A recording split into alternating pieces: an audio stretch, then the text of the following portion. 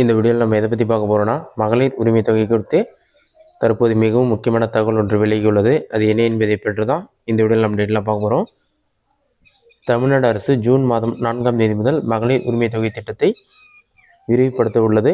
இந்த நடவடிக்கை பொதுமக்கள் மற்றும் பெண்கள் மத்தியில் கணிசமான எதிர்பார்ப்பை உருவாக்குகிறது.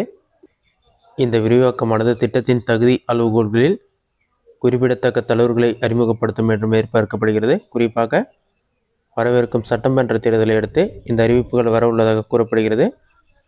பெண்களின் ஆதரவை பெற அரசு இது போன்ற சலுகைகளை வழங்க உள்ளது. மகளிர் உரிமை தொகை திட்டம் தொடங்கப்பட்டு பலரும் பயனடைந்து வருகின்றனர். இருப்பினும் போதுமான ஆவணங்கள் இல்லாததால் சிலருக்கு மகளிர் உரிமை தொகை பணம் கிடைக்கவில்லை. தற்போது மகளிர் உரிமை தொகை திட்டம் குடும்பத் தலைவியாக இல்லாத பெண்களுக்கும் பண உதவியை வழங்குகிறது. எடுத்துக்காட்டாக, தாய் இல்லாத ஒரு வீட்டில் தந்தை 2 மகன்கள் மற்றும் 3 மகள்கள் இருக்கிறார்கள் என்றால், வீட்டில் இருக்கும் 21 வயதுக்கு மேற்பட்ட முதல் பெண்ணுக்கு மகளிர் உரிமை தொகை வழங்கப்படும். இதற்கான ஆதாரங்களை சமர்ப்பித்து மீண்டும் விண்ணப்பித்தால் பரிசீலனைக்கு எடுத்துக்கொள்ளப்படும் என்று அரசாங்கம் தெரிவுபடுத்தியுள்ளது.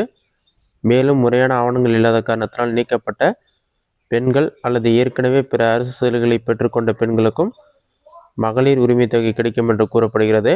வரவிருக்கும் விரிவாக்கத்தில் இந்த கட்டுப்பாடுகள் தடுக்கப்படலாம் என்றும் அரசாங்கம் அறிவித்துள்ளது. இது அதிகமான பெண்கள் இந்த திட்டத்தை அணுக அனுமதிக்கிறது. விவாகரத்து செய்யப்பட்ட பெண்கள், தனி ரேஷன் கார்டு வைத்திருக்கும் பெண்கள் இதில் பயன்பெற தகுதியுடையவர்கள். இந்த நடவடிக்கை விவாகரத்து அல்லது ஒதுக்கப்பட்ட பெண்களுக்கு ஆதரவை வழங்குவதை நோக்கமாக கொண்டுள்ளது. மகளிர் உரிமை தொகை திட்டத்திற்கு விண்ணப்பிக்கும் செயல்முறை வெளிப்படையானதாகவும் நியாயமானதாகவும் உள்ளதை அரசு உறுதி செய்கிறது. விண்ணப்பிக்கும் அனைவரது தகுதியை சரிபார்த்து கவனமாக விண்ணப்பங்கள் பரிசீலிக்கப்பட்டு தகுதியானவர்களுக்கு உரிமை தொகை வழங்கப்படும் என்றும் கூறப்பட்டுள்ளது.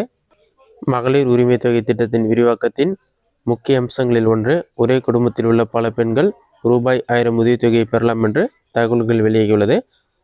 ஒரு வீட்டில் வயதான பாட்டி பென்ஷன் பெறுகிறார் என்றாலும் குடும்ப தலைவி மகளிர் உரிமை தொகைக்கு விண்ணப்பிக்கலாம் என்று கூறப்பட்டுள்ளது.